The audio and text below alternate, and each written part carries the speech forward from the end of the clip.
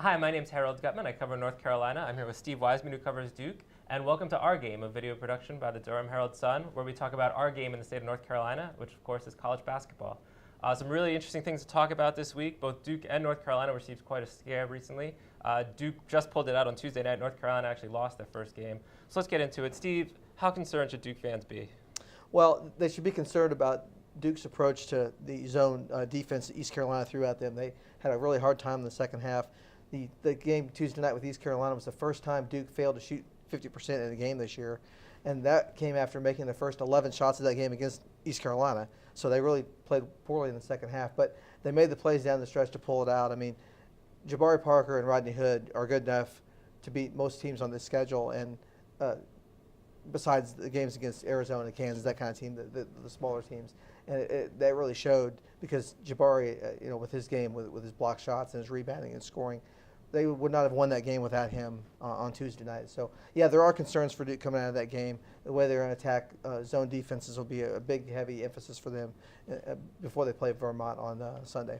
Yeah, you mentioned Jabari Parker. North Carolina could certainly use a 20-point scorer like that.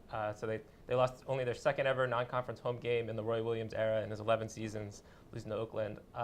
Certainly a lot to be concerned about. I think most people focus on the free throw shooting. UNC shot under 50% from the line. There was something like 22 of 48. I don't think that's going to necessarily be an issue going forward. I don't see them hitting under 50% from the line. Mostly that was on one guy. JP Tokido went 4 of 16. I think there are larger concerns, though. First of all, you do have people playing out of position. You have Marcus Page, who's naturally a point guard, playing shooting guard. You have James Michael McAdoo, who's supposed to be a power forward, playing small forward because they are missing P.J. Harrison and Leslie McDonald. That's going to be a concern for as long as those guys are out. Even their reliable guys, like Marcus Page, is one of the top point guards in the league. He committed 3 turnovers on the final 5 possessions against Belmont. James Michael McAdoo, he was also 11 of 19 from the line. He wasn't having a strong game. And guys like Bryce Johnson, who sophomores, they should be experienced guys at this point. He didn't seem to know what to do on that last play.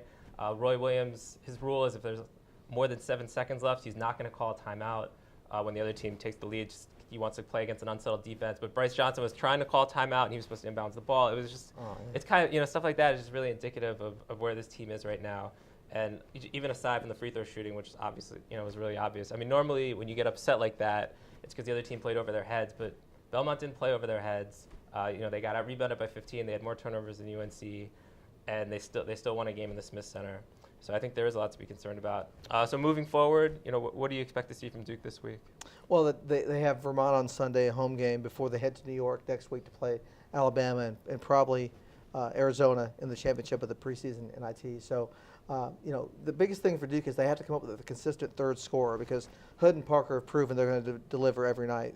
But they need Quinn Cook, they need Suleiman, maybe Jefferson. But I think Cook or Suleiman would be the better choices for that.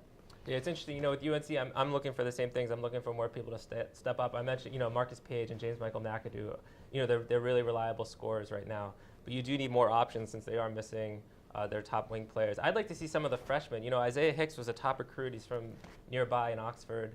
He only played 2 minutes against Belmont. And I know some of that was matchup problems, but still, I'd like to see more from him. Kennedy Meeks has shown an ability to rebound when he's out there, but he's only averaging 12 or 13 minutes. He needs to get well-conditioned. And the third point guard, Nate Britt, he started a freshman point guard starting, but then they had to pull him out in the second half in favor of Luke Davis, who's kind of a little-known transfer. So I'd like to see some of these freshmen maybe step up. You'd think, well, you have a couple days, a couple weeks, a couple months to relax since you're only a freshman at North Carolina.